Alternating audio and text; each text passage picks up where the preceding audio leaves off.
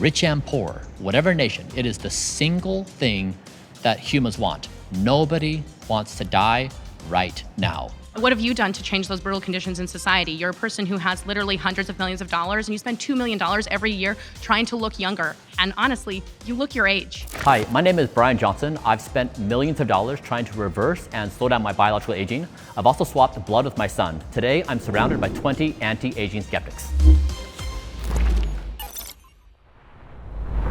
My first claim, ending death should be humanity's #1 objective.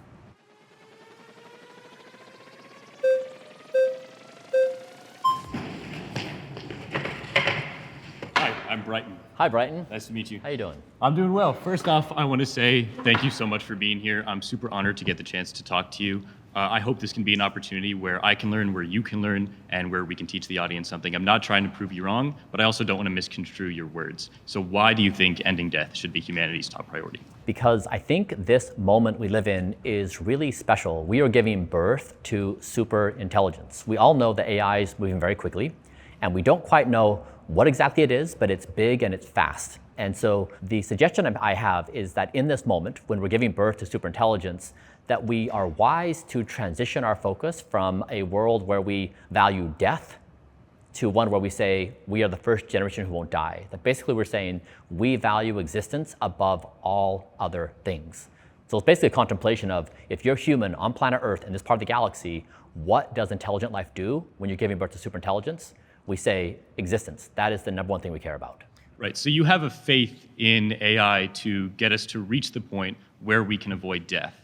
And I would say there's no concrete evidence right now that we have that we can end death. You're kind of basing that off of the empirical data and the studies regarding AI's progression, is that correct? That's correct. Okay, so I've heard you say before that religion is a thing created to kind of make death okay and make the idea of death not as scary, and that humans are very clever.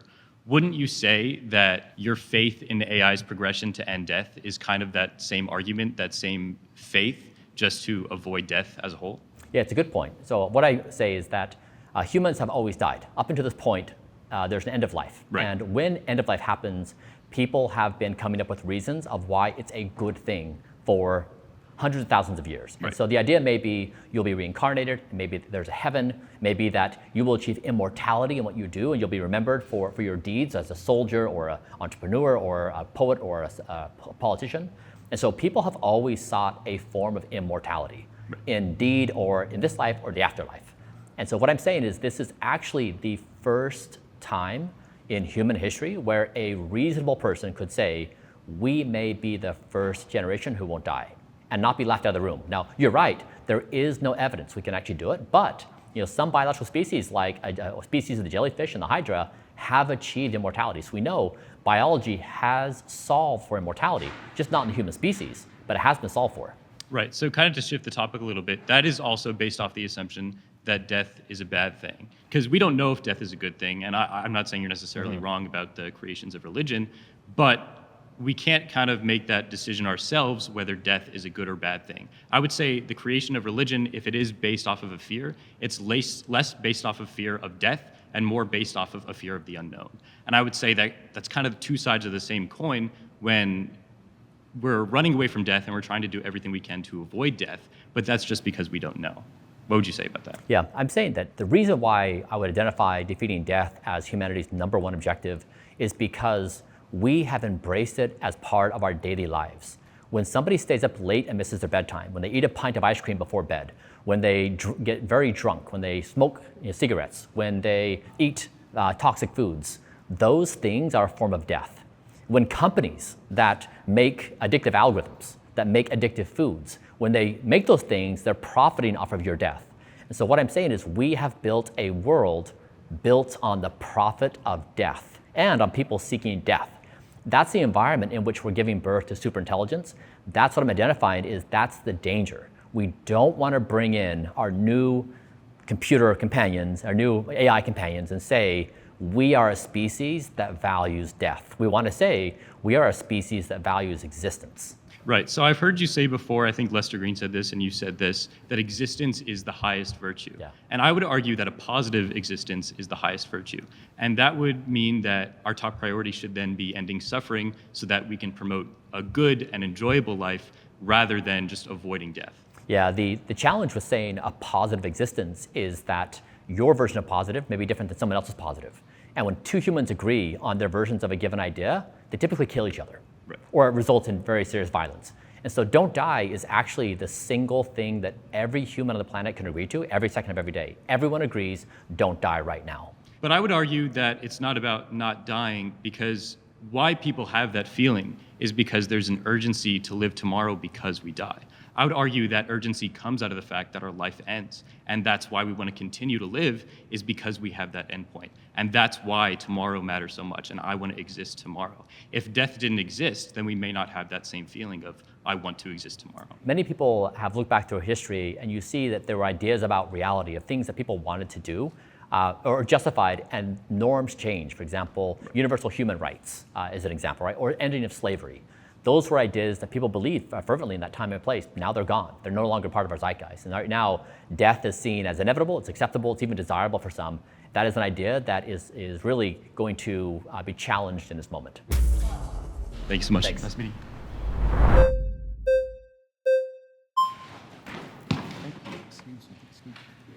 Hey, how you doing? Good, how are you, bro?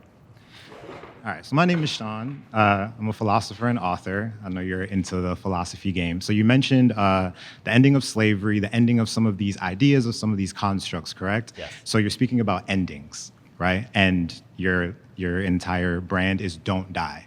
So let's say a season never ended, summer for example, then what happens? What would happen conjecturally? What would happen to our planet? Yeah, so hi, Sean. Hi. So I'm glad to speak to a philosopher. I'm an aspiring philosopher. I think you made it, bro.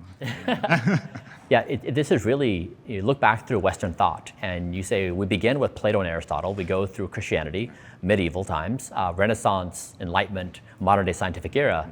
There are these time periods with very big ideas like how we are. And we are due for a major change in ideology as a species. And right now, the thing that really runs the world is profit. Correct. We will do anything to make money. We'll do anything for status and power. That has some negative consequences in terms of what we build and how we do it, that in the pursuit of profit, people are willing to kill themselves, they're willing to die for it, they're willing to make other people die so that they can die. We just have this culture where we pursue death with this vigor, and we justify it.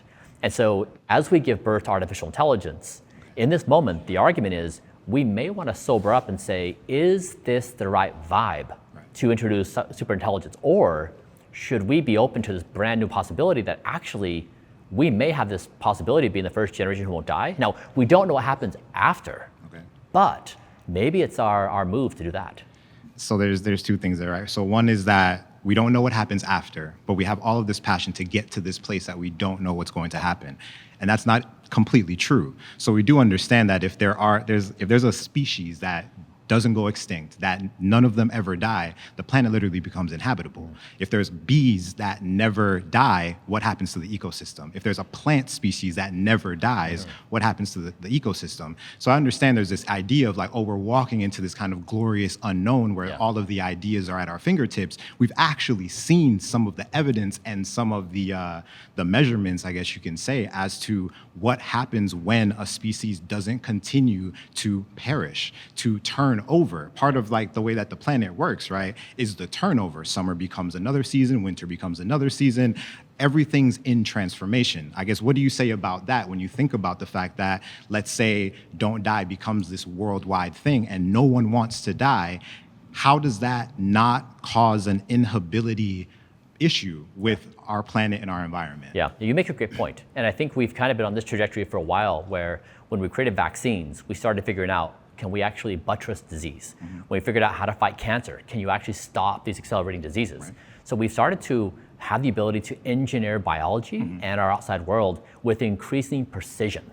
And that opens up all these possibilities to say, well, if we're trying to just cure, solve not dying today, can we solve for not dying tomorrow and the next day? So this is not an argument that we know what's going to happen over the next few hundred years. It's just to say that right now, this is potentially an existential moment for the human race. Okay. And we may want to do a vibe check. Okay. Are we also certain about this die thing? We may want to sober up and say, actually, what we really value is we just want to hang tight and see what happens as we enter this new era of being human.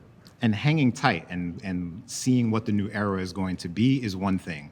A t-shirt that says don't die, and don't die today is different than immortality. Yes. I'm sure you'd agree with that, Exactly right. And we all know that you have the means to kind of buy into this idea and this concept a little more deeply than probably the average person. I've heard you mention the 5 core power laws and how that's kind of what's accessible to everyone. And what I'm gathering is that there's going to be super wealthy people that can buy into the degree that you can, and everyone else gets a little bit healthier. Yeah. I guess how would you? Yeah, what I'm trying to do is I used to eat fast food. Right.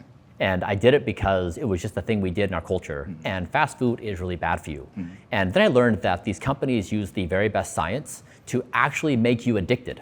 Mm-hmm. And so what I'm arguing is it's not for a few rich people. This is society is systematically killing itself. Okay. And I think that's a bad thing for everybody. Society is systematically killing itself, and that's a bad thing for everyone. What do you feel about sovereignty and personal choice? Appreciate you. Thanks, Sean. Thank you. Hi, Bryan. My name is Chelsea Godds, and I sit across from you today. I think I'm going to say the thing that a lot of people in this circle are thinking. It's easy when you're rich to care about not dying. Mm-hmm. Most people spend all day, every day, also caring about not dying because they're living paycheck to paycheck. Mm-hmm. 60% of Americans live paycheck to paycheck. Being poor is the story of humanity across the whole globe. I think listening to a man who doesn't know what it's like, how he's going to make rent next month, that to some of us, it feels pretty strange to hear you tell us that we're not focused on being alive. I think every person here is struggling to be alive every single day. I think most people in this country are struggling to be alive every single day. And when they smoke a cigarette, it's not about whether they want to die. It's about enjoying that moment. I'm talking to a man who publicly has said that you eat pureed food every day. And you're telling me, a normal human being who is like everyone else, struggling financially and whatnot, how I should be living my life. And I think there's something that's really disconnected about that. I also think that it's really false of you to claim that people are focusing their life on dying, when really all of us are focusing on surviving. That's why we're here. Every one of us is here today because we're surviving. We don't go to McDonald's and think, oh, this is killing me. We go to McDonald's because we don't have enough time in the day to make dinner, because we can't afford to go to the grocery store and buy a $20 steak, because we can't shop at Erewhon and get $40 of strawberries, you know? So I think a lot of us are here wondering, what does you, a person who's rich, who doesn't know what struggle is like, and who also talks about the fact that you use your own son's blood, have to add to us as humanity? Yeah. Hi, Chelsea. Hey. Yeah, I grew up with 4 other siblings, single mom. My mother made my clothes because we didn't have enough money for her to buy clothes for me. I went to school and I got made fun of because my clothes didn't fit and they were awkward. I didn't have money my entire life. I became an entrepreneur. I struggled for 14 years with no money whatsoever. So I understand what it feels like to have no money. I know what it feels like to be poor. So I've been through that. I also was chronically depressed for 10 years. I wanted to commit suicide desperately. I really would have committed suicide had it not been for my 3 kids. I felt like I had a responsibility to them. So I understand struggle, I understand pain. I was 50 pounds overweight. I was in a terrible shape. And so I understand what it's like to be that way. My argument is not to criticize you or anyone else. What I'm arguing is that companies have built their products to make you addicted and to make you ill. That's the core thing I'm trying to say, is that the most powerful economic engine in all of history, the American economic engine, has pointed itself at creating addictive foods and phones and social media and porn and junk food. Do you not think that you're addicted to trying to stay alive? Do you not think that that's an addiction? Do you think not doing face fat, like fat injections in your face, constantly doing plastic surgery, do you not see that as an addiction yourself? No, I view it as a pursuit, and we're trying to figure out how. So if I change the name of my addictions to a pursuit, then maybe you'll think that it's socially acceptable? I think that we share something in common, that neither one of us wants to die in this moment. I mean, not today, but sometime, hopefully. hopefully. Yeah, and I think that a lot of people would change their opinion and want to exist if the conditions of society were not so brutal. It's not fair. What have you done to change those brutal conditions in society? You're a person who has literally hundreds of millions of dollars, and you spend $2 million every year trying to look younger. And honestly, you look your age. Yeah. Like, that's the reality. And I'm not even the first person to say that. So what are you doing to make humanity better, really, other than pursuing your own vanity? Yeah, well, I share everything I learn from all the scientific evidence with everybody for free. But it's scientific evidence from your own body, right? So the study isn't terribly useful to the general population because a black woman isn't going to have the same biometrics as a 48-year-old white man. So, I mean, in some ways, it's kind of a selfish pursuit that you're trying to make it seem like it's altruistic. I feel like that's the disingenuous part of this conversation, is that you're coming at it from an argument of altruism, but I see it, and I think a lot of people in this room today see it as selfishness and greed to try and hold on to life as much as you can. So much so that you bragged about using your teenage son's blood, which I have to tell you, history is not going to be kind about that. Nobody thinks about that woman in the Turkish royalty who bathed in handmaiden's blood and has a positive feeling about that. I don't think anyone is going to read about you in the future and be like, oh, wasn't that great? Wasn't that awesome that Bryan Johnson used his own teenage son's blood to make himself younger? No one's going to feel that way. So two things. One is the evidence is based upon population level evidence. It's not on Bryan Johnson, it's not 48-year-old males, it's population level evidence where you can make conclusions like 7 to 8 hours a night of sleep is good for. And that's something that rich people get to do and poor people don't get to do. Do you think rich people are working overnight shifts? They're not. Yeah, you need to give me a little space to respond. Sure, of course. Okay, so you did the other thing you were saying about my son's blood. So the reason that came about is my father is now in his early 70s. He has cognitive decline. He called me one day and he said, Bryan, I'm suffering that I can't now complete basic work projects. I'm losing my mind and I'm terrified. I said, Dad, my team and I are doing research on cognitive decline. There's a new therapy of exchanging plasma. If it would be helpful to you, I'd be happy to do this. So I did the plasma exchange for my dad because he's losing his mind. Now my son said, hey, Bryan, or Dad, if you're doing this, I'm happy to do it too. We'll make it a tri-generational thing. It wasn't me and my son, it was me doing it for my father. The press, of course, makes headlines of that, and they make you believe that I'm a nefarious actor. That's not the case. But it's not really just the press doing that, because you walked into this room and that was one of the very first things you said about yourself. You wore it like a badge of honor, and I think that you do that because it's controversial. To sit there and say that that label is given to you by the press is a little bit disingenuous because you gave that label to yourself, and you did it to be shocking. You did it to make headlines yourself. So to put that onto the press, I actually think is really disingenuous. Thanks.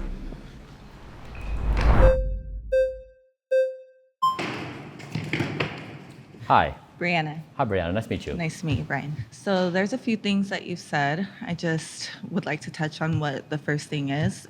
Your focus about the industry, focusing on death.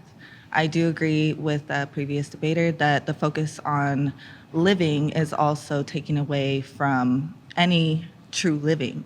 As a human, I value the experiences I have with my friends, with my partners, even the experiences of lessons learned in life, which sometimes do include fast food, sometimes do include those things that you were doing to your body and damaged yourself. However, looking back, I can't see where it is that you yourself have found this fixation that death is the total destruction. We as humans have always kind of chose destruction, and then we value life through that. Mm-hmm. And I wonder what your position is when I bring these points to you. I think when death is inevitable, people YOLO their way to death.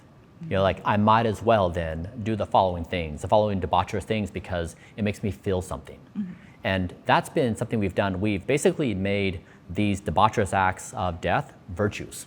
Mm-hmm. Where it's seen as a positive thing in someone's life. And so an accusation I get all the time is like, Bryan, you're not living. And why am I not living? Because I'm not staying up late, and I'm not drinking alcohol, and I'm not smoking, I'm not eating fast food. And they're like, you're not living, you're missing out on life. Right. And I try to explain that that's really a misconception that we all know. Once you eat a fast food meal, you feel terrible. Mm-hmm. No one's winning in doing that. And so I'm saying that right now, this is a special moment. If we weren't giving birth to superintelligence, if that wasn't some kind of things happening in the moment, I'd say like, sure, like do your thing, whatever. This moment is special. And when we're bringing that intelligence into the world, when we value death, we're sending the wrong signals as a species. We treat planet Earth the same way we treat our bodies. Mm-hmm. So we are a species that has embraced and seeks after death and it ruins our health, our individual health, our societal health. I mean, for example, you look at the current number of people on antidepressants or anti-anxiety meds. Right. You look at people who are lonely, the suicide rates. We are a sick society. And that to me is what people are trying to say, let's celebrate that, that's life. And I'm saying that is not life. Like, this is not a good situation. Everyone's in pain and suffering. So let's address that. So I absolutely agree with you, actually. However, what I do see, again, is that through these things of comfort, as you've kind of called them, right? We do that because we're still living in between those times. Those bursts of moments that we have with people, we've chosen to drink. Yes. Do I agree that that's good? No. I'm like, don't do it. You don't feel good the next day. Right. But the connection is how we joke about that, how we all kind of iron sharpens iron, and we learn from that. Yeah. We pass those lessons on, and we continue to grow as a society. One thing that you mentioned was nature. I love that because I really struggled through your conversation earlier with the prior debater about life and the philosophical points of it. Polarity is a science that we adhere to. There has to be polarity in this process. I think it was described more as like a seasonal, right? However, for me, it's the polarity. Without death, you don't know life. And if we only have life continuing, that process, such as you mentioned, the earth, would be interrupted. I think that that is something that is not worth the unmeasurable time that we would need to even determine whether that's something that we can do. I also feel that it Thank you. My next claim is that we may be the first generation who won't die. How you doing? Wonderful, wonderful, wonderful. Nice to finally meet you. Likewise. So, let's start it off by saying I'm glad that you chose life. You were trying to unalive yourself before, right? That's right.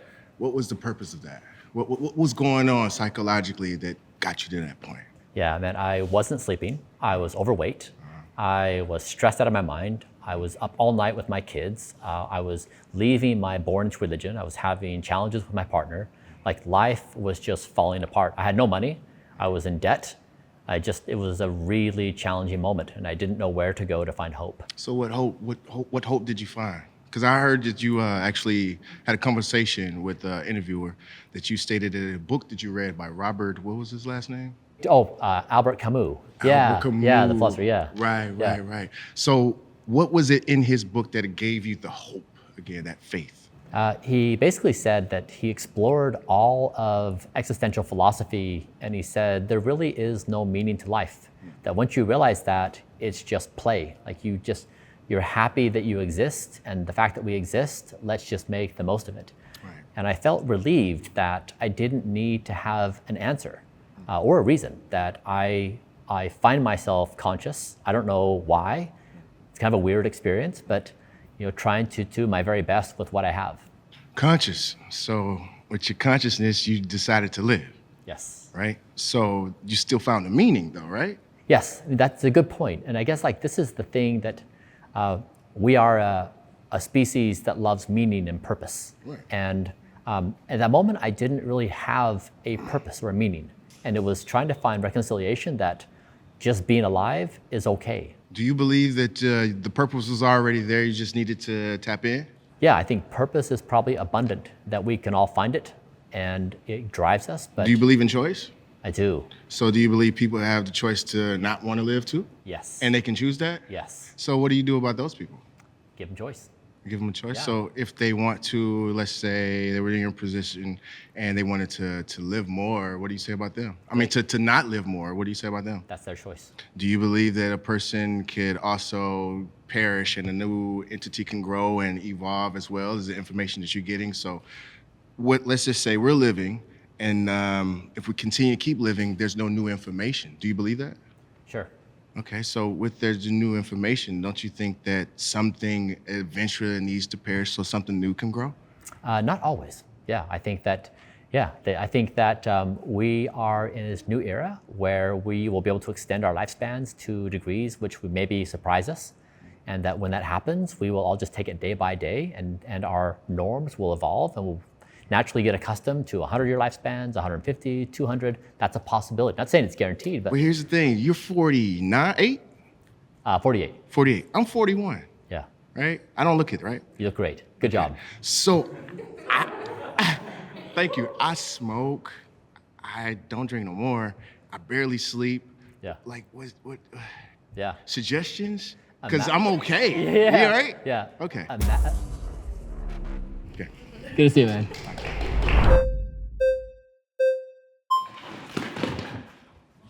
How you doing? Aden, good to meet you.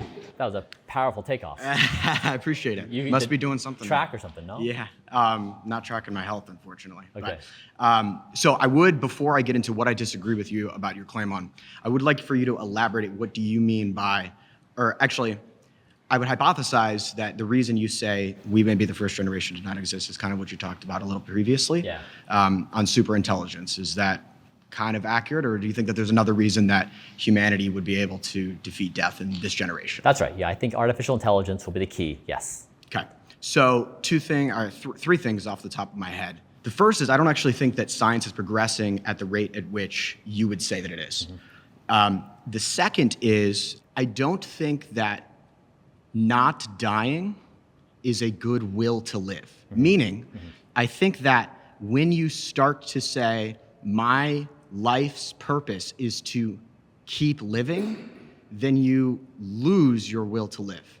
But I'll go a little bit into the first one first. The first reason that I don't think science is progressing as fast as we say it is, and I don't think that superintelligence will play into a role of this, but if you look at, for example, health trends, like you would be a vegan, right? Is that correct? I don't actually subscribe to that word. Okay. I follow the evidence. Tell me about your diet. What do you eat? A lot of legumes, Okay. extra virgin olive oil, berries, nuts, seeds. What do you think about the keto diet, for example? Great. Just anyone can do anything they great. want. I mean, anyone can do anything they want. Just measure your biomarkers and make sure your body's happy. But I don't subscribe to the idea of carnivore versus vegan or keto versus paleo. I think they're too abstract. The more relevant thing is to eat what you want, measure your body, and see if your body's happy. So, okay, then we don't necessarily have to talk about diet, but the rate at which science is progressing, if you look at, and this is the case for not just health, this is the case for a lot of different areas of study, is that there is so much that we have yet to discover. I'll give you an example. I would probably say that for most people, and I think that we could probably agree on this, like not eating fruits, vegetables, legumes, for example, would probably not be the best. Like if you were just to eat ground beef all day, would that be probably like for the 90% of the population, that probably wouldn't be a good health choice, right? You know, again, I'm impartial, so people can do whatever they want. I'll give you an example. Okay. If you look at lots of health trends from a couple of years back, you know, like 6-7 years ago, you had or even 10 years ago, you had like the keto diet. You had lots of these different diets, but also studies are constantly being published. Yeah. So, and it's very difficult to say how much of science we have yet to explore. I did plug this into like ChatGPT the other day, and they said like 80 to 90% of science has yet to be discovered. That's right. So if you're coming from the mind of we will be the first generation not to die, but we've only explored 10% of what is actually going to keep you healthy, how do you know that 10 years from now, what you're doing for your regimen is going to be completely detrimental? Yeah. How exciting is that? What do you mean? It's great, right? Why? It means we have this frontier of new knowledge that we're about to discover. Correct. I mean, nothing would make me happier. This is why this moment is so exciting. It's Correct. why I think it warrants suspending all of our ideas. Is we stand on the precipice of this amazing new era where we may discover all these things which are dramatically going to improve our health. So take, for example, the drug ribamycin. I believe you were taking ribamycin. I was, yes. Okay. So how long are you taking that for? 5 years. Okay. And why'd you stop taking it? The side effect profile and some new evidence that came out. Okay. That new evidence having to do with like cholesterol and ulcers, et cetera, right? Using methylation clocks to look at speed of aging. Right, exactly. So how do you know that everything that you're doing right now in your regimen is not going to be completely different from 20 years ago? 20 years from now. Yeah. I don't think that we will be able to say that with certainty. And so maybe you could make the claim that 5 generations from now, we might be able to extend our health maybe to 120, 200 years. I don't even think that's possible, but I think that's an entirely different claim. I think you're right. I don't think. Okay. Awesome. Good to Great. see you. Thanks.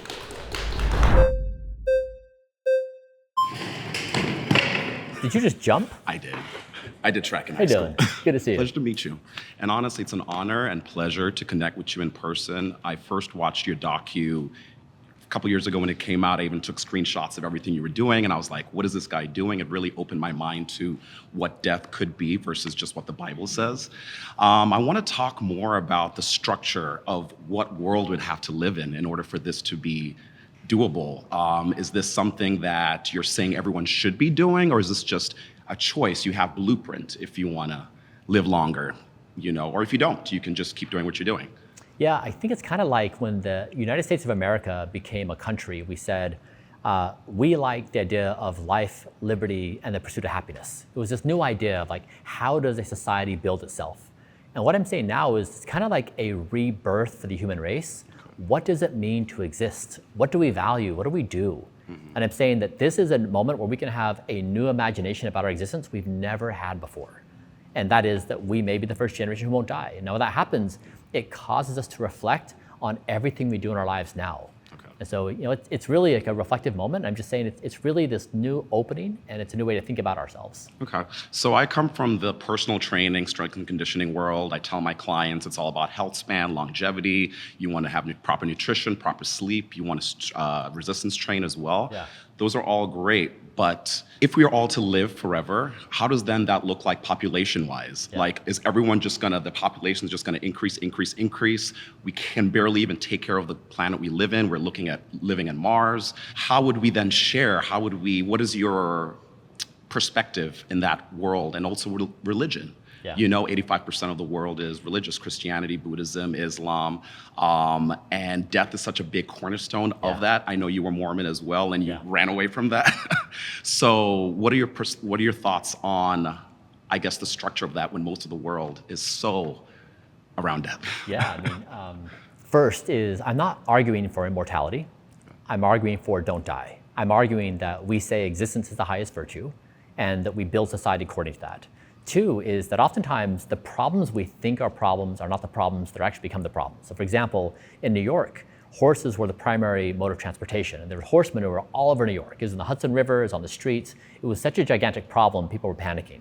They said, what do we do to solve this problem? So Henry Ford built the Model T, then cars came, and horse manure went away because horses went away. So horse manure was not actually a problem because the Model T solved that problem. Now, the Model T created other problems. We have roads and pollution. So sometimes the things we think are going to be the biggest challenges turn out to not be the challenge. Now, I don't know what's going to happen to the population. Right now, we have a challenge where we have a population collapse. So we're actually on the opposite side of that. Our fertility markers have dropped by 50% over the past 50 years. So if anything, we have a really serious worry about our population. So this comes and goes. Sometimes we are worried on one side or the other, but this is really a moment where I'm saying that as much as we can, we want to embrace existence. That's the thing that's most precious for everybody. Okay. Another question, are you happy? I've never been happier in my entire life, and that is a genuine answer. Okay. And this is what I really want to be with you on this. I wish somebody would have been in my life to say, let me give you some basic tips on how to achieve good sleep. Okay. How to avoid bad foods, how to have the willpower to these things. I didn't have that in my life. And that's really the role I'm trying to play in people's lives is like the good friend that is there to encourage them to make good life choices. Got it. Thank you. Pleasure to meet you. Good to see you.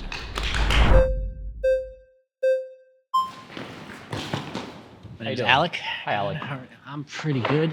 So I could be getting over my head talking about this, but I saw that you had some data where you were like, I have like the lungs of a 30-something-year-old or heart of a 20, right? Can you elaborate first on with that specific thing that I'm talking about? Yeah, so the idea is that if you have a 90-year-old person next to a 10-year-old person, you know who's 90 and who's 10. Sure. Based upon the quality of their skin and their general mobility.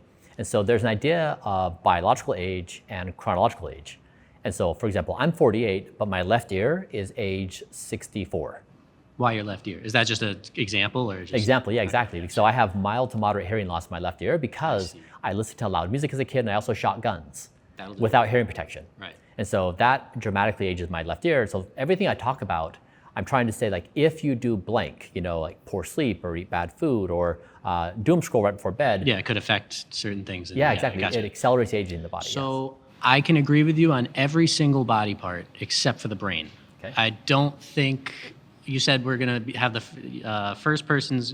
we're the first generation where we're going to live forever, or there could be someone here that would live forever. I don't agree with that because I don't think the science is there to either replace a brain, right? Especially because I think I'm not a religious person. I don't think you are either. I think the brain is what makes us who we are, not our soul. I don't know. If you needed a brain transplant, I don't think we can do that. We can't take your brain and put it somewhere. Yeah. But even if we did, that's a whole. Is that actually Bryan? Is it not? So how are you going to stop the brain from like deteriorating? Like I don't think you can do that. There is no science that can do that. Yeah, your point is valid, and that is correct. On current science, we do not know how to do that. Also, throughout history is a story of impossible things becoming possible. Okay. And so while we can't see a path now, I don't rule it out that we may find a path to be able to restore brain capacity or reverse the aging of the brain. Now, we don't know, again, how to do it, but I think it's worth us saying this is really important, we should try. I think there's a difference between saying it's really important and we should try versus, oh yeah, they're like it is, you know? Yeah. Like I know the claim technically said there may be, so you're kind of leaving yourself a little wiggle room, but I would make my claim would be it's not. I know that technology is always advancing, but I mean, if my brain got separated, the spinal cord and the brain, like you couldn't possibly reconnect that in a way where it would work. Yeah. So once your brain goes, I think you're done. I mean, as far as I know, there's no way to stop a brain from aging. Yeah, and your voice is good, right? Criticism's good. And that's how science moves forward. And so there's going to be people who don't believe it, and there are people who try to do it, and there's going to be the continuum. So what I'm saying is, whether we believe it or not, science is going to move forward, and it may actually do it. May actually do it. I mean, I guess I can't really say anything else, but I mean, like, yeah. All right, well, yeah, GG. Thanks.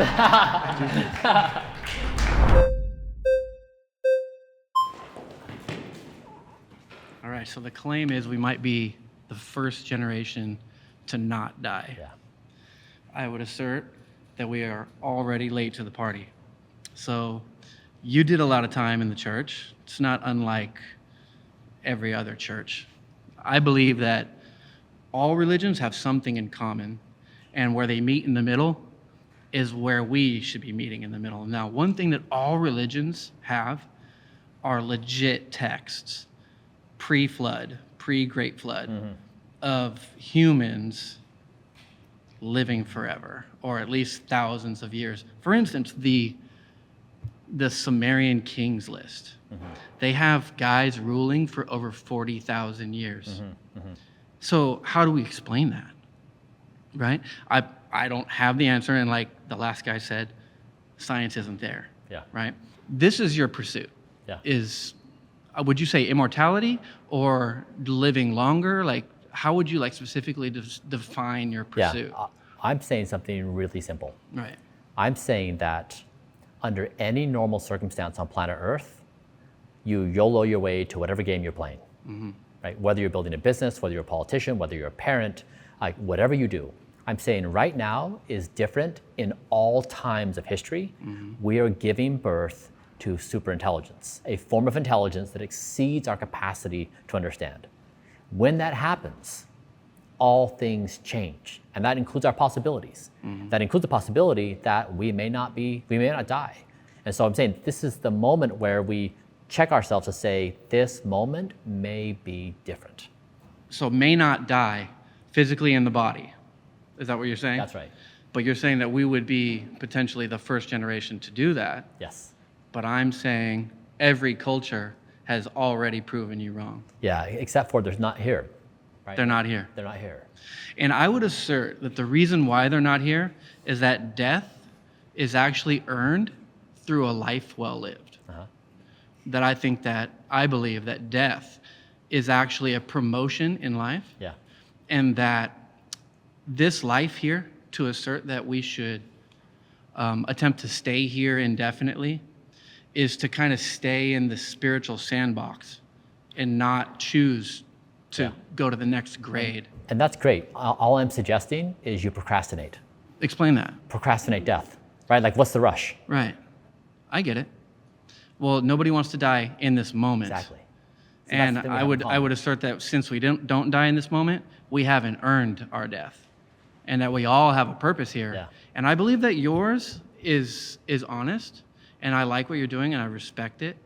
And if you weren't doing it, we all wouldn't be here today. So I do appreciate that. Yeah. With the rhetoric of the claim, there's already been generations that have lived forever. And you know why they're not here? I think they decided it was a bad idea to live forever. It was a bad idea. We have overpopulation. How do you deal with that? There's not enough resources. Things are finite. And these meat bags that we're walking around in, Yeah. they rot, you know? Yeah. But you know what doesn't rot? Yeah. The pilot. Yeah. We don't rot. Immortality comes through the echo of a life well lived. And I commend you for Yeah. living yours And the you best as well, way. friend. I'm wishing you the best on that. Absolutely. My next claim is that no one should ever eat fast food. Hi, Bryan. It's me, Chelsea Gods again, obviously. I didn't know this about us. It turns out we actually have something more in common than I thought, which is that we're both billionaires. Just kidding, I'm not. It's that we're both ex-Mormons. So I do think that's really funny because I recognize a lot of ex-Mormon tendencies in you because moderation is a huge part of that religion. So it's funny that I feel like that you took one thing and you changed it into, being obsessed with your health. The claim that nobody should ever eat fast food is an easy claim to make when groceries are affordable to you. The claim that you can never eat fast food is an easy claim to make when you're not working double shifts, when you're not working overnight.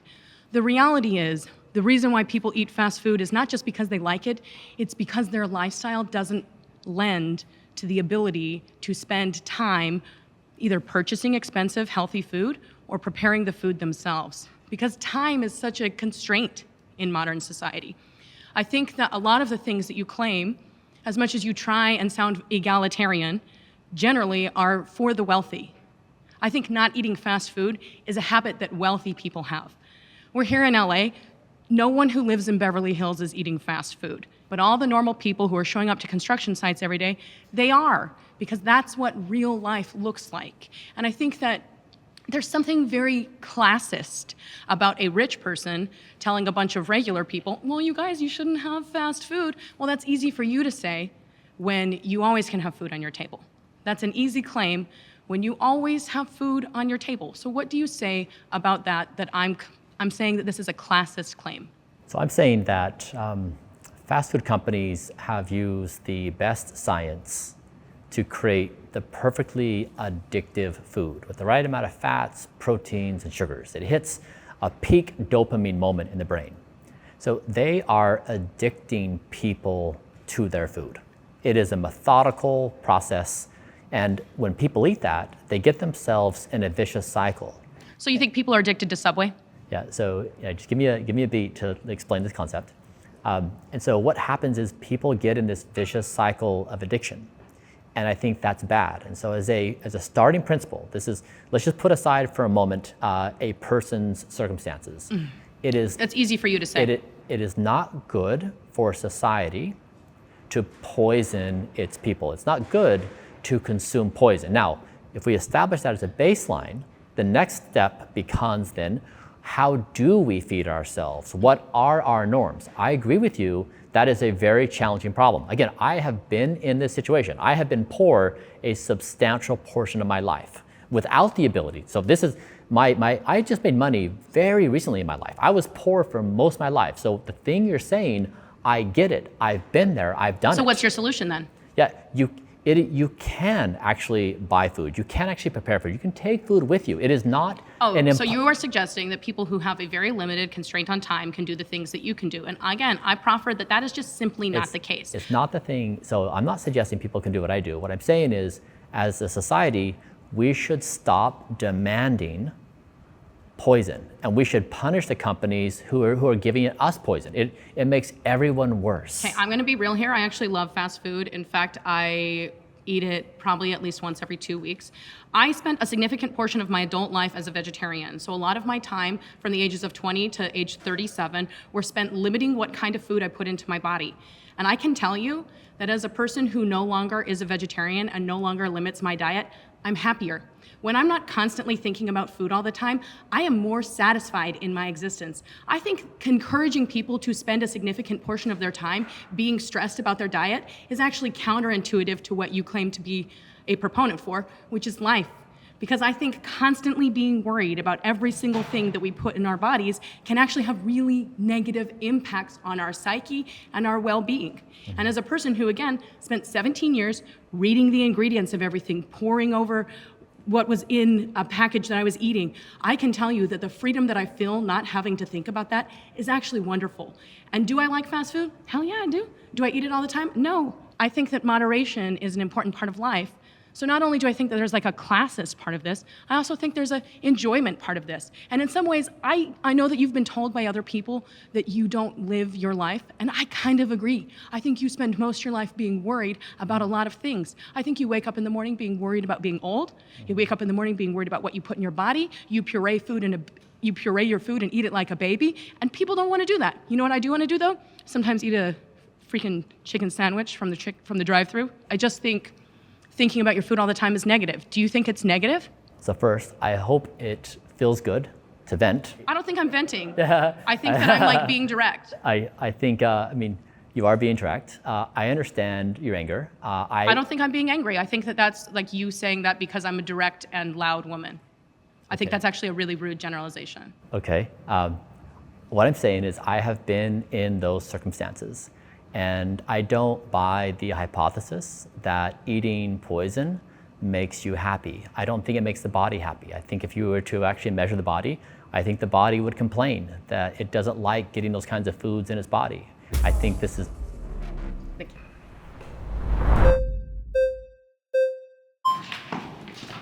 Hi, Bryan. Hi, how are you? Good, how are you? I'm Good. Titeanya. Hi, Tatiana. So I wanted to know what your solution is, because I feel like it's been being beat around the bush. Like in an ideal world, we all have access to healthy, maybe even organic food, but just the basic food that it's nutritious to our bodies and isn't, all over that's like poisoning us. But what is the solution for the everyday people working, just regular jobs, because we don't have livable wages really anywhere in the United States. So I would just like to an actual answer to what would the solution be? Is it to not eat, or is it to poison ourselves? That's the term you've used. And eating food that's accessible to us based on our budget and means. What would your solution be to that? I love this question. Okay. So what I think we should do is we should stop asking companies to make poison that we consume. So let's just stop eating the food. If we stop eating it, they will want to make money by making food that's better. So I'm saying that I understand the limitations we have as individually in our lives, but the way we fix it is not by eating more poison. The way we fix it is we stop it and we say, companies, I'm not going to buy your poison. You need to make something that's better for me. So it's really a societal shift, because you can't just say, hey, person with 2 jobs and no money. That's a very challenging situation. We have to change societal norms. So it really is, from the ground up, we have to say, we don't want to eat poison. We don't want to feed our kids poison. We don't want to feed our parents poison. It sucks to be diseased and to feel bad. Let's stop it. So I'm trying to argue that we want to change this on a societal level. Okay, so in the interim, what do we do? Because I agree with you, but the reality is we are not going to all boycott McDonald's today. What if we did? Okay, but we're not. Yeah, but I'm saying it's a domino effect. You Right. and your friends and you have children or your parents. But they're not, because what are we going to eat instead? Yeah. Burger King?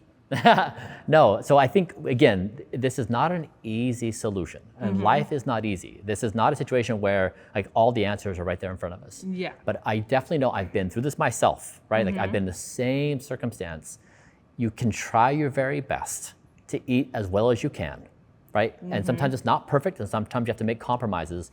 But I'm saying that if we want these things to change, we all need to take a stand together. We need to stop asking for this to be made. I feel like that's a big solution, and I'm asking for an interim solution to something people maybe can take away that are watching this. And are you saying you don't have that solution? No, I'm saying that, yeah, so I would say try to create a weekly schedule. So if you can budget, for example, an hour of your entire week, it could be on a Saturday or Sunday, and try to do a meal prep for that week. Try to buy some basic foods, and you can even do something lower cost, something like potatoes or something that is actually in a budget you can afford, and try to be on some kind of reasonable diet and not consume fast food. But I think that it actually can be done. You can take reasonable steps to try to not participate in fast food. And is this all during our 8 hours of sleep we have to make time for too?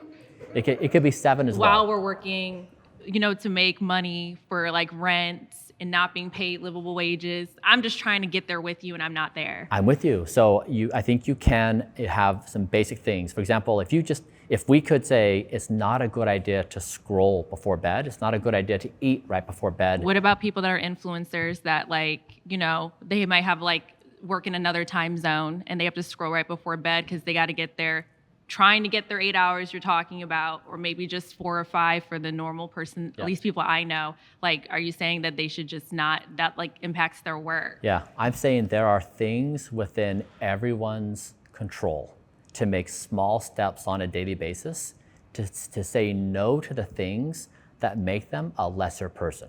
No one's gonna force you. A lesser person? No one's going to eat. Can you elaborate on that? Yeah, so when you consume a diet of sugar, even you eat a fast food diet, you're less able cognitively, you have lower reaction times, you have lower willpower. It makes you a person that's not as robust in the world. So it's actually a form of self-harm. And I don't want that to happen. Self-harm, okay. Yep. And so there are definitely people have the ability to make these decisions in their life, like small things. I'm not blaming the person. I'm blaming systems. I'm saying the systems we have in society suck. They are killing people. And they're man-made. And the way we have to change that is we have to stop participating in those systems. This is not me blaming people. I'm not pointing the finger. I'm saying that we are stuck in a system, but we actually are endorsing the system by participating in it. Okay, so thank you, Brennan. Thank you.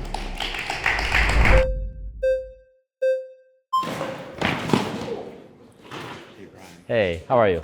Good. How are you? Good to see you. So I'm a professional fitness trainer and nutritionist. Originally, I'm from Ukraine. So in my country, food is much better than in US. But the lifespan is less than 8 years less. So don't you think that healthcare is more important than the fast food and any other thing that connecting with that? Yeah, I think we all value healthcare. When something bad happens to us and we need help, I think we all value it in that regard. When we're trying to solve something like disease, some of that can be prevented by having good, healthy life choices. And so in the US, for example, our system is primarily sick care. Right? You go there and you report your symptoms, you have some kind of diagnosis, and you're treated with drugs or something else, but rarely do doctors talk about sleep or exercise or diet. Right? It's typically a drug-based solution. And so in the US, our system's really not set up to encourage active, healthy lifestyles. And I think that's where it falls down, is it's good to help you not die right now, but it's really bad to help you live for a long time. So I do believe you watched this movie, Live to 100, Secrets of the Blue Zone. And one important thing that connected all these people from different parts of the world, it's social connection. So don't you think it's eating the burger with the friends at 2 a.m. is way better than sitting in a couch alone and eating the salad? Yeah. At what time is the salad?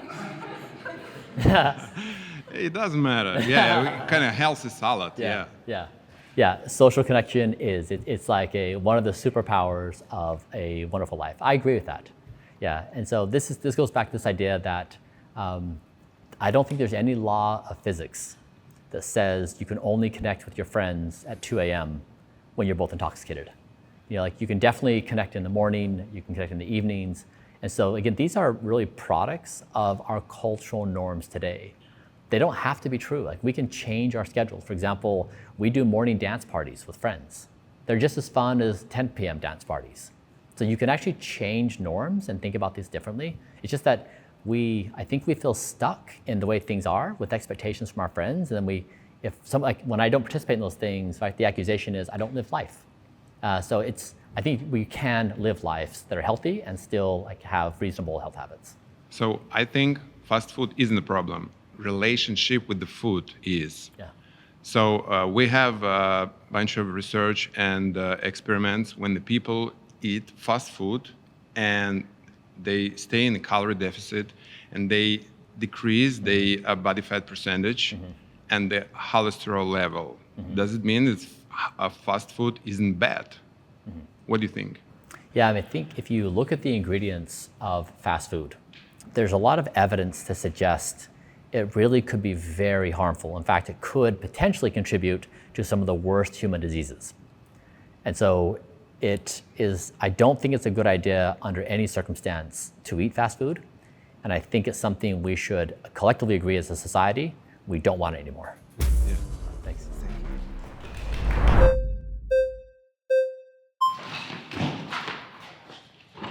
Hey, how you doing? Jordan, nice to meet you.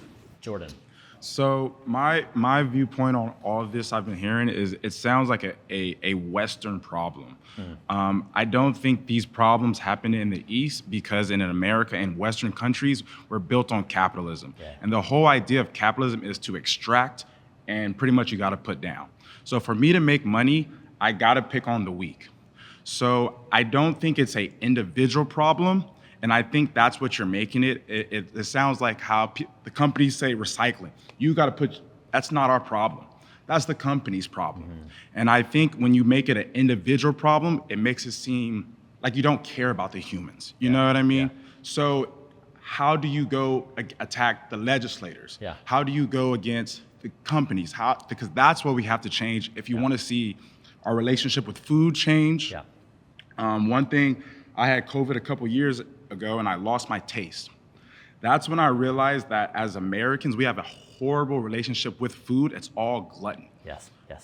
So that is an American thing. Yes. They may not be doing that in East Africa. Yeah. You know? Yeah. So that's where I'm coming Yeah. from. Yeah, I love your perspective. And I completely agree with you. And I want to be very clear, I'm not pointing the finger at you. I promise. Yeah, and I don't think you are. Yeah. You know, but I'm just saying with the rhetoric, Yeah. it's not, you're not saying we have to fix the companies, Yeah. right? Because everything you've been saying is, okay, you have to change your diet. Yeah. Now I agree, you know, fast food, but there's moderation, Yeah. right? Because if I eat fresh steak every day, that's not good. Yeah. If I eat nothing but berries every day, that's not good. Yeah. If I eat nothing but water every day, that's not good. Yeah. So you have to have balance and moderation. Yeah.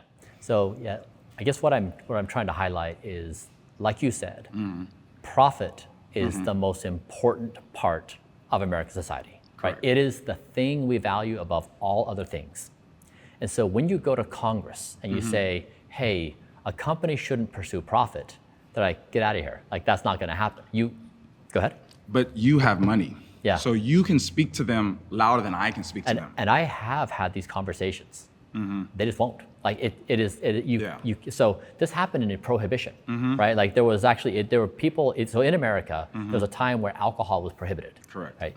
But rarely do you ever get society to act that way. And so I agree with you, and so I am working on both sides of this. So I'm saying that in this room, so what I really struggle with is I think these companies addict all of us to their things. They are predators and we are prey. Exactly. Scrolling, porn, fast food, junk food, nicotine. We are an addicted society, and it's awful. And what I'm saying is this is a really big problem, and it's a collective problem. We all own this problem.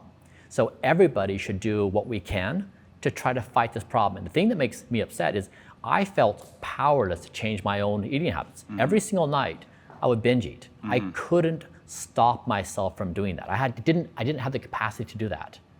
I didn't have anybody in my life to say, hey, Bryan, can I help you with this basic thing? Nobody. So that's the role I'm trying to play, is I'm trying to say, you can reclaim control of your life. You can have willpower. I didn't have it. I was stuck. And so I'm just trying to make like this, the most, with the power I do have in the world, I'm trying to say like, how can we try to clean up this mess? It's clearly a really bad situation. People are hurting, it sucks, like this is not a good situation. So I'm very open, like better ideas on how to solve it. I'm trying my best with the powers I do have to say like, how can we make progress on this? So yeah, no, I definitely agree, but I don't think any 20 of us have the power, the resources, the finances to actually change. But you do. You know what? Every single revolution in history has started with a small group. Every single one. Never underestimate what a small group of people can transform. I definitely agree. My next claim is sleep should be everyone's #1 life priority. Hi, Bryan. Hi. Nice to meet you. Nice to see you. I'm Jolie. Hi, Jolie. You said sleep should be the #1 priority in people's lives. I get why you would say that. Like, it's very important, right? But then I still think that is based on you should be on living like the longest because, of course, sleep, it affects your cognition and your ability to do things and everything, basically, right? That's right. But I would say it's still the basis of wanting to live longer. And I would say to that, I would think, what do you think the meaning of life is? And if you're kind of constantly using your life on Earth in this pursuit of continuously being on Earth, it's like, why, like, what's the point, I would say, especially because everything on Earth is very cyclical. So obviously it's kind of designed in that way. Nothing does really truly last forever like that. And I would say it would be important to try to think about why that is and why it's kind of unnatural going against the natural way of life. Doing that, especially not to mention there are a lot of other things like hereditary things and genes that it's out of our control. So I would kind of say, what do you think about that? Yeah, I think that lack of sleep is like the first domino that falls over in wrecking life. So when you don't get good sleep, your willpower declines by a large margin. So the next morning when you wake up and you look at a croissant and you say, should I or shouldn't I? You're more likely to say yes to it. Or if there's a cookie at lunch or whatever your vice is. And so once you do that, of course, that then leads to more cravings for more things like that. And if you eat those things late at night, eating very heavily before bed will increase your heart rate and lessen your sleep quality again. And it creates this really vicious cycle of bad habits that ruin sleep and bad sleep then lowers willpower. I was on that cycle. I was in a really bad state in that continuous world. And it really hurt a lot. Like I gained a lot of weight. I had no willpower. I had no ability to control my abilities, my eating habits. And so I say this because we all want basic self-respect. We want to do the things we want to do, and we don't want to do things we don't want to do. And when you don't get good sleep, you rob yourself of that power. And so what I'm arguing for is that everybody wants to feel empowered to become the person they want to be, and sleep is the first pillar of that. I understand what you're saying, and I agree with that. I just feel like, I guess it's still like the whole basis of the claim of being the #1 priority, especially, like that's idealistic thinking. A lot of people don't necessarily have the circumstances to do that. So it's kind of like, I feel like those would be people that are privileged enough to do that. Yeah. Awesome. Thank you.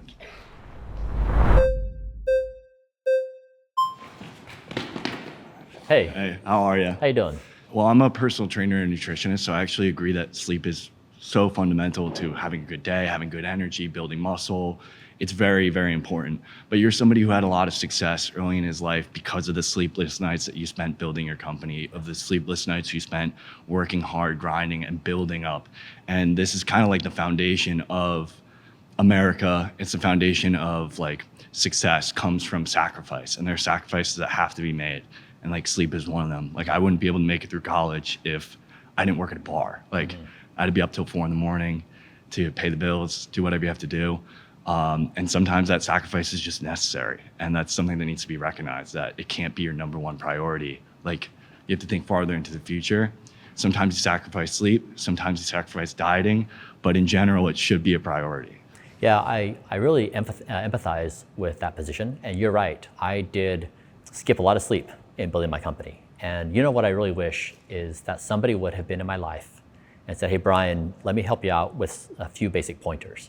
Because when I went sleep deprived for several years, I became chronically depressed. So bad, I really did want to kill myself. And I was very seriously going to consider killing myself. And I didn't because of my kids. But there was no one in my life that stepped in and said, hey, you might want to incorporate these basic habits. Now I was working 14-hour days. I had 3 little babies at home. right? I mean, I have like a gigantic schedule and all the stress that comes along with building the company. And I had no money. I was, I had a lot of debt. And so I totally understand where people are coming from. Like, life squeezes you so you have no time to do anything. So, and I paid my way through college as well. I had no help in doing that. And so I get it. And so what I am trying to say is that we have built a culture that glorifies sleep deprivation. It's a badge of honor. If someone gets 3 or 4 hours of sleep, you not only does that happen, you'd be like, I only got 3 or 4 hours and I feel better. They want to flex. And I think that's the thing that's damaging. Then other people try to replicate that, but it leads to a lot of mental disorders. And so I'm arguing that as a society, one of the reasons why we're sick and hurting so badly is because we've glorified not getting good sleep. And we all know, like, the human body needs 7 to 8 hours a night. It's really kind of an insane moment for us as a species. I'm trying to correct for that can we all just get our heads straight that every human, no matter the circumstances, deserves 7 to 8 hours of sleep per night. Yeah, I agree that humans do deserve that much sleep, but I feel like the problem comes from the fact that, like, look at what you were able to achieve in that time when you were sacrificing your sleep. Like, you wouldn't be here today. You wouldn't be able to have Don't Die. You would have never came to the realization that you needed to emphasize your health, and you would have never had, like, the foundation in your life to be able to have this platform to say these things if you didn't sacrifice your sleep early on. All the sacrifice is like a fundamental part of living, especially in America. And it's not fair, but you know what? Life's not really fair at all. Yeah. There's people who need to do the jobs that go late into the night. There are people that need to go and do the things that you don't like to do. And there are people that need to, like, risk death on the regular. You know, these are things that happen, and it's not fair, but society can't function if everyone's always so emphasized on comfort and if everyone's always emphasizing just like your immediate health. Because look, you're reversing everything you did earlier in life and you think you're gonna live forever, then the sleep you lost isn't that big of a deal. Yeah, I agree with you, and I appreciate people who work night shifts. You know, people who are at the ER. If there's a problem, there's someone there to receive you. I'm very grateful there are people who do that. I think it's also the case that I would have been potentially more successful. That the reason why I couldn't carry on anymore because I didn't have these basic life habits. And so I totally agree with you. You're making great points. It's complicated. It's not easy for everybody. But as a principle, I think what would be a win for everybody is if we just acknowledge the value of sleep for everybody. Thanks. Thank you.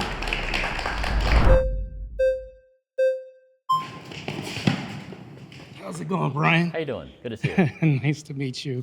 My name is Martae. I'm an IFBB professional bodybuilder. I'm a pro in 2 world-class sports. Pleased to meet you. My question about the sleep conundrum that we have here today is we have a biological imperative, do we not, right? We have mothers and fathers. And right now we have a population decline that's happening. Pretty sure you already know this, which this offsets that. If you want people to last longer and live longer, we want people to actually proliferate and have more progeny, right? Well, this presents another example because of time. We're limited on time, and we would say that time is money. Well, during the formative years, when kids are being raised, guess what's happening? The mother's not getting sleep. She's waking up. The father actually has to go outside to work. She has paternity leave. Yeah. All this stuff happens. So that's the problem now. You're stuck at a crux to where we have to figure out how to reconcile this time issue. That can never be reconciled. If we want more kids and we want a bigger population bloom, we need more women to have kids in this nation to produce, which means that people are going to be lacking sleep in the other interim at the end of this. Yeah, I agree with you. Yeah, I think we should have more babies. I think it's a good idea. And I have 3 babies. And so what I'd argue is that you can have babies, you can have a family life, and you can also prioritize sleep. So for example, if I did this again, I would sit my kids down, even at the earliest ages, and say, we are a family that prioritizes sleep. So that means every day we have our final meal at this time. Everybody turns their screens off at this time. We have a wind down routine before bed where we maybe read a book, maybe we do a breathing exercise, but we calm ourselves down, we go to bed, nobody gets out of their bed unless it's an absolute emergency. And then, because you can't wake somebody up. In the morning, everybody gives everybody either a 1 to 5 star review on the star chart. That includes if you walk out and you find your parent watching TV and they're breaking the rules, they get a 1-star review. Now that is a family culture of sleep where it says we're not going to be on screens all night long. When you wake up, you're not going to be on the screen. You're not going to have a pint of ice cream right before bed.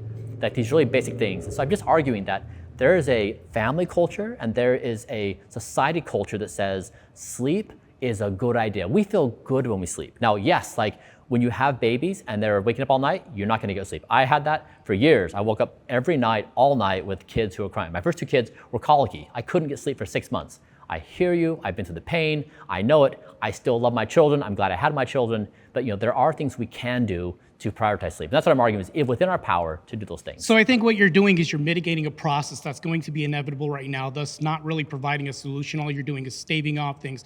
Now we're talking about quality of life, right? So when we have a biological imperative, right now we also have, insert the chat, the high inclining divorce rate that we have right now. Women are initiating at a 79% rate. So that means that women are raising kids by themselves. Whether or not we could say they're running men off or doing anything else, or the men are leaving, abandoning their kids, they're doing this by themselves, thus decreasing the chances for sleep even more, eroding this process of having nuclear families to even have more time to sleep. And also men are being subjected to child support, having to work more hours. There's almost no way that we can get around this conundrum of the time thing. So what's going to happen, there's no way we can obliterate the sleep problem happening with America unless we change our culture. Yeah, I agree with you. And I think one of the bigger problems is, I think one of the reasons why relationships decay is poor health hygiene. If neither person's sleeping well, you're much more prone to be angry and to fight. Like your reaction time to be triggered and to have an emotional response that's very strong is very high.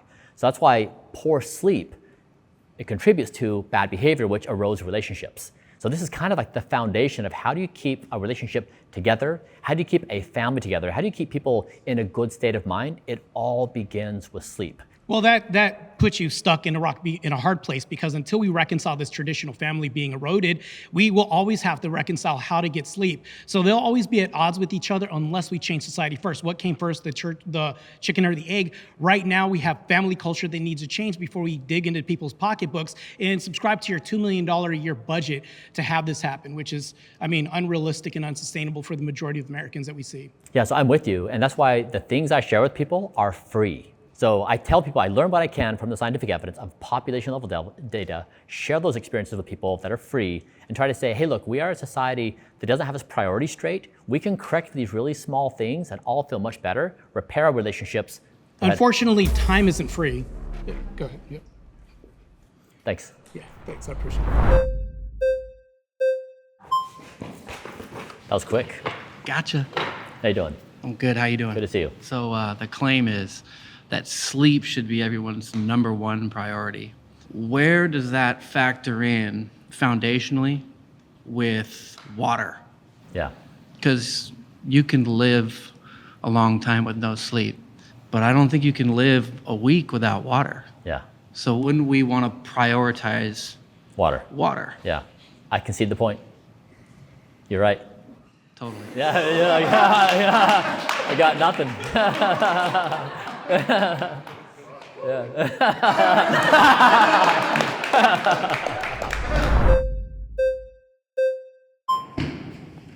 All right.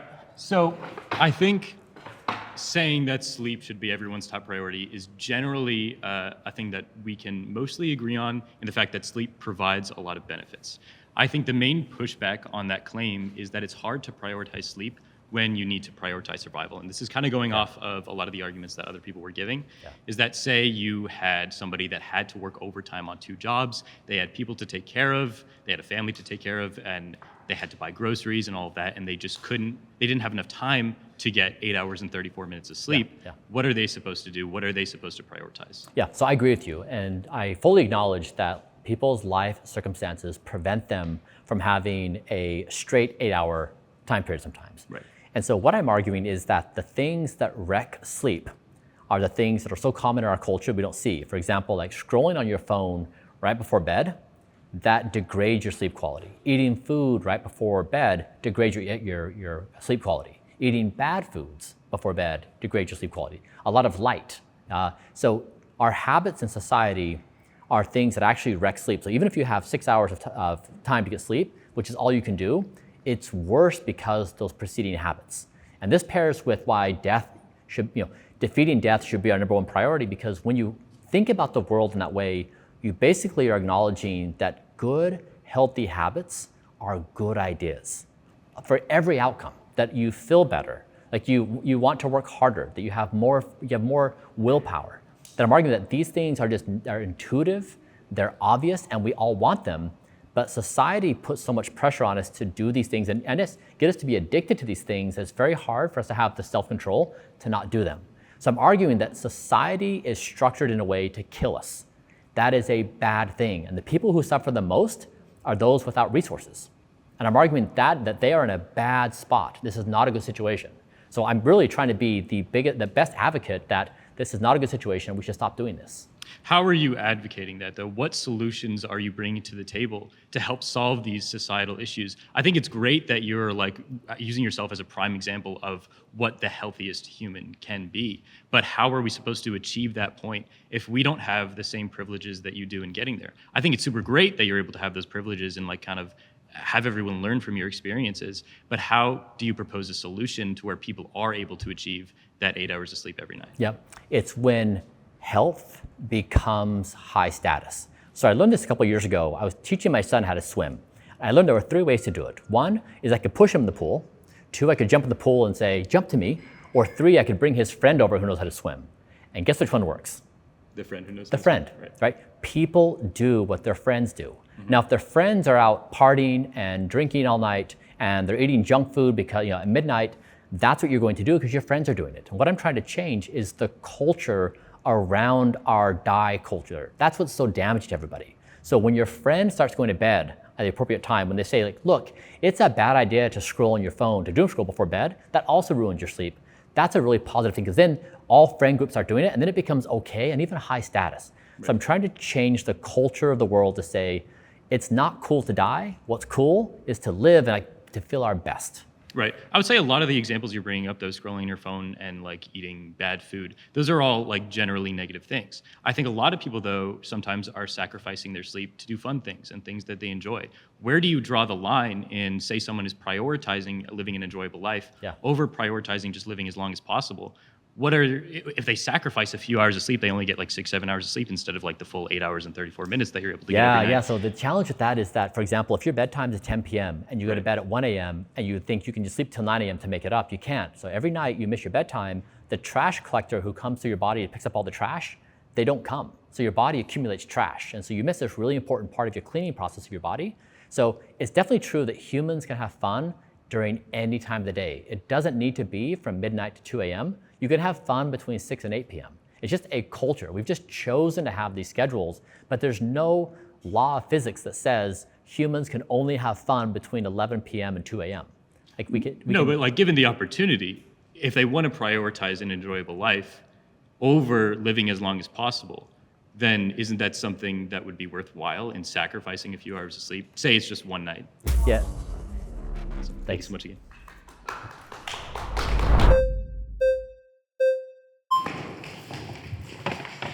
My name is Dr. Saba. I'm a behavior analyst and a psychologist. I watched your documentary. You're a pretty impressive person. Some of your statements are pretty significant from a psychological perspective, from a behavior analyst perspective. The one about the sleep, I used to love sleeping before I have children. I would have slept about 9 to 10 hours per day, and it really helped me. But after my both boys were born and they were diagnosed with profound autism, I am no longer able to sleep. For example, I flew from Bay Area this morning to meet you, and I got a couple of hours of sleep last night because my 17-year-old son with profound autism didn't sleep at all last night. So some of these claims, they do not apply to the public, to general. Me being one of them, as a mother of a child with special needs, and we do know that 50 to 80% of children with autism or other mental disabilities, they don't sleep at all, and they have a lot of sleeping issues. So if I want to advocate for that population, a lot of these parents are significantly sleep deprived. So as some of the other people prior to me stated about the fact that 50-70% of American population live paycheck to paycheck, these people do not have the luxury. They would love to sleep in, but they do not have the luxury to sleep in, and they have to work double shifts, triple shifts, night shifts. Doctors, nurses, they don't have that luxury. Looking at these claims, although they are really significant and impressive, they don't apply to a lot of people. So I would say that these statements, if you do want to help the humanity, which you do multiple times throughout this session, you said advocacy. I would like to advocate. If you really want to advocate for humanity, you should come up with ideas that majority of the people can benefit from. They should not be only applying to the rich and advantaged and wealthy. I have also an autism practice in the Bay Area that I help autism community, and 50% of my patients, they are medical patients. Purposely, we distributed that between them and people who can use they're rich and wealthy and can pay for it. 50% are disadvantaged and poor, but they take advantage of the service. So a lot of these statements in general, it becomes a real advocacy if majority of the people can benefit from, not just the rich and wealthy and healthy and successful, but also poor and disadvantaged. So what do you say about that? Yeah, I mean, first, I'm sorry to hear about that. And second, I respect you for what you're doing. Thank you. And But no, having the sons with autism, it doesn't make me feel sorry, actually. I really have accepted them the way they are, and I love them, and I appreciate them. So. Yeah, and it wasn't empathy for that. It's just that you're not getting sleep is painful. It really makes everything else in life so much harder. So I guess I'm trying to acknowledge that I hear you, and I've been through those periods in my life. I don't have a good answer for you. I agree with you. I see you. I understand you. And I know there's a lot of circumstances in our society that are just like that. And sometimes it feels powerless. And so I don't know what to say about it other than, like, I'm deeply empathetic. I've been there. I know what it feels like. And it's hard. And again, going back to what I said, autism is impacting 1 in 31 kids. So the real advocacy comes in when majority of the people, when our community, when our population is getting impacted by such a disorder or other things in this world, we should be advocating for all of them, not for certain populations. Yeah. Thank you.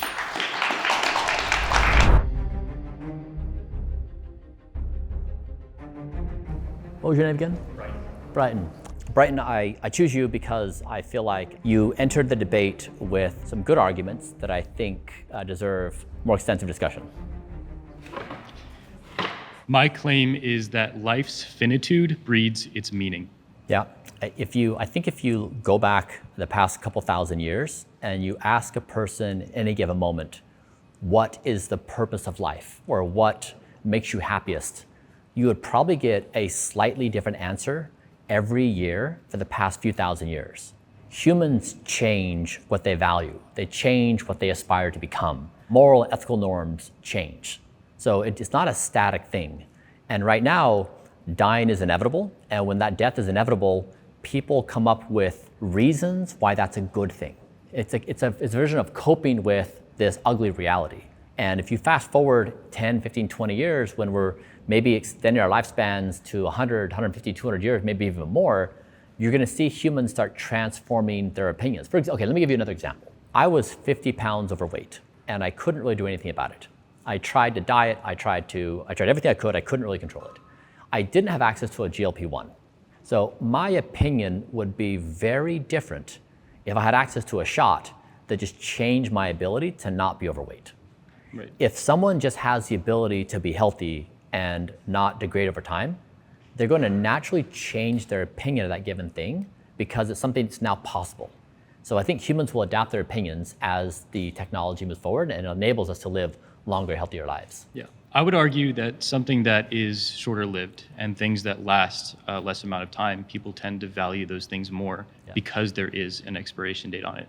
And I think that's why a lot of people come up with these coping mechanisms, if they are coping mechanisms. I'm not saying they are, but because they value those moments, and maybe it is based off of a fear of the unknown, but they're doing that because they value the moments. And the reason why you've said before that you just want to exist tomorrow, and that's all you know, is that you want to exist tomorrow. And I think the reason why we have that yearn, and why you're correct in saying that we have that yearn, is because tomorrow isn't guaranteed. I think that's the reason. Because death exists, that's why we appreciate every day a little bit more.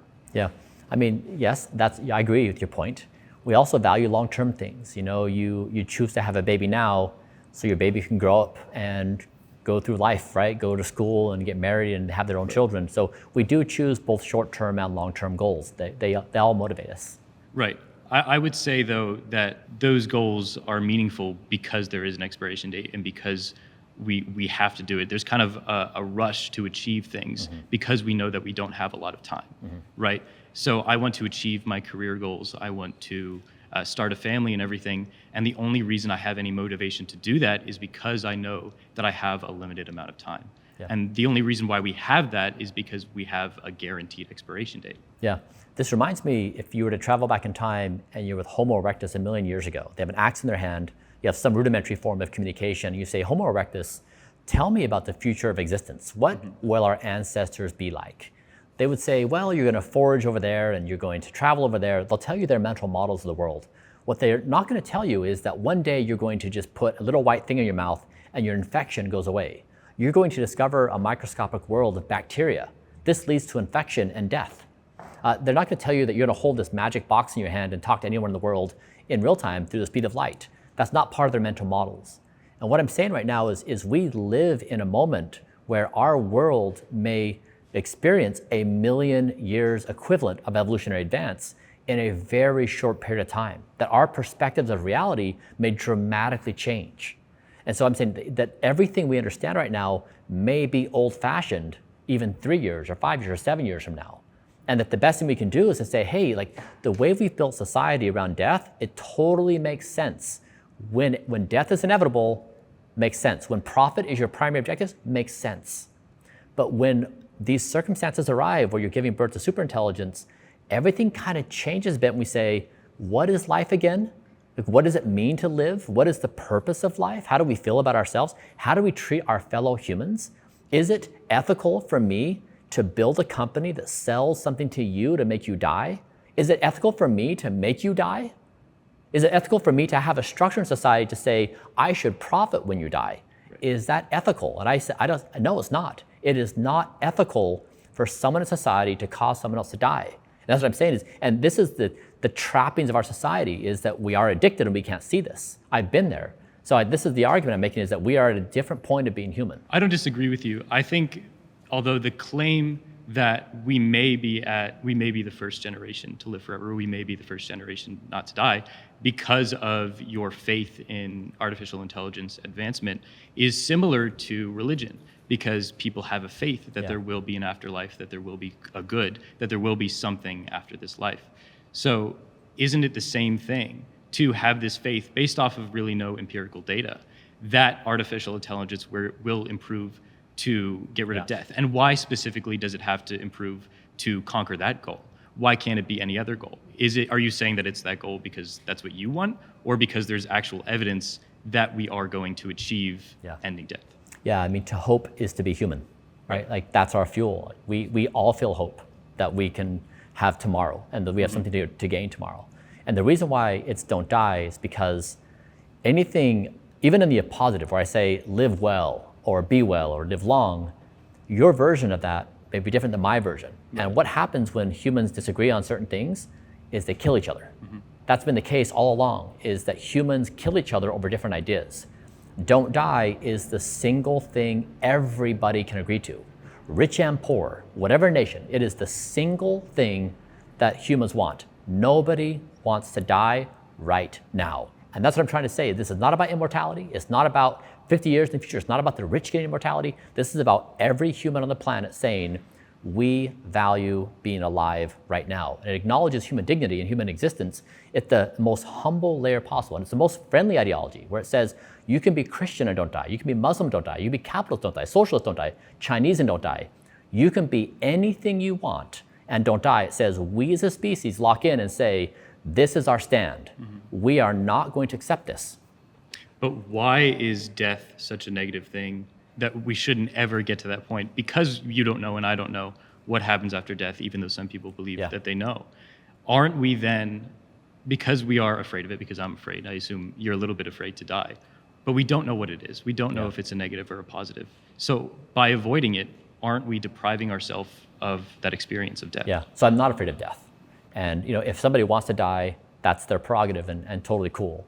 The problem is, when the concept of death is part of society, people build things that cause other people to die. That's the problem. And so do we want to introduce superintelligence to our world and say, we are a species that thinks it's cool to do things that cause other intelligent species to die? I don't think that's the move. I don't think we want that part of our society. I don't think we want that to happen. I agree. And I would say, although with great power obviously comes great responsibility, and you are a big influencer and you have a lot of influence on people's decisions. So saying things like that, like we shouldn't motivate people to eat unhealthy, like we shouldn't generally eat fast food, I can agree with that. I think specifically there are problems with that claim. I would push back on that a little bit because things like food deserts exist where people don't have access to healthy food. People don't have transportation to healthy food. And while I think it is true, people should eat healthy and they probably will feel better if they eat healthy. And you've acknowledged before that not everyone can do that. Yes. But I think a problem can occur when, because it's a nuanced topic, and you're not talking about all the nuances of it, it can scare people off. I totally agree. When you say like people can't eat fast food, and then they're like, but fast food is all I have. That seems way too hard for me to accomplish, so I'm just not going to try at all. And I assume you've mentioned that before, but I feel like it could be emphasized that people should just do as much as they can, rather than saying you should never eat fast food. You should try to eat healthy food as much as possible. It's a great point, and you're right. Well, do you want to arm wrestle? What do you think overall of this conversation today? I think it was great. I think what I respect about you is that you're a person who can have a debate. And when you don't know something, you say, I don't know. And when you feel like the other person is right, you say, I think you're right. And I think that's very valuable. You're not trying to prove the other person wrong, and you're not just trying to win the argument, but you're trying to get everyone to learn. And so I respect that and I appreciate that. Thank you. Thank you. Thank you. Awesome. What did you think about it? I really had a lot of trepidation coming in here today because I prepared for this for like 6 weeks. I did. Every morning I would go over my questions and I would try to imagine, like, where are you at? What is happening in your life? Like, what are the real constraints? What do you feel? Like, how painful is life? Right. And I was nervous that I was gonna come in here and that you would be here and I'd be here, and it would take us a time to find a dance, to say, actually, like, we hear the same music. We just need to figure out like how to vibe together. Yeah. And I feel like it took me about 59 minutes like to find the vibe of like what is going on, because people have these preconceived notions. I'm a rich person out of touch that has unrealistic ideas about the world that doesn't actually understand like what people are really going through. I deeply understand it. And so I learned a lot on how to try to communicate these things. I hope that I showed that I'm empathetic, that I really do understand, and I genuinely am trying to be in your corner, to be your best supporter. Like, that is, it's not my goal to criticize, it's not my goal to shame you, it's to say, like, I understand, I'm with you, I've got your back, like, I want to be your strongest proponent. And so I learned that the way I communicate that, I need to come through different ways to package that, because I think it takes a minute for us to reconcile like where we're each at and then find connection. So I found it to be really helpful. I'm grateful to all of you for all of your perspectives. I really learned a lot. I feel like I grew a lot. And so I appreciate your patience with me as I stumble through how to communicate these new ideas. Awesome. Sounds great. Thank you so much. Thank you. Nice meeting you. I think the debate was more interesting than I expected. I wasn't sure how it was going to be approached by Bryan, and I think he was a little more genuine than I expected him to be. I maybe had a little bit of a Frankenstein vision of who he is as a person. I think it was helpful for me to realize that he wasn't kind of just making these blanket statements expecting everyone to do exactly what he does, and that he does actually have a more nuanced understanding of people's personal problems. And I appreciate the fact that he was saying people should just try as much as they can to achieve the kind of same health standards. I thought the cast was fantastic. I really had a good time. I thought their perspectives were great. I thought that they presented real life circumstances. They were speaking from the heart. So I really took them at face value. And I think that they're genuinely looking for a solution. You know, like, okay, so if they agree with this, like, tell me what to do. And I think that's a great point. It's a good invitation for me to actually like try to develop more robust solutions. So I thought they were spot on with their observations.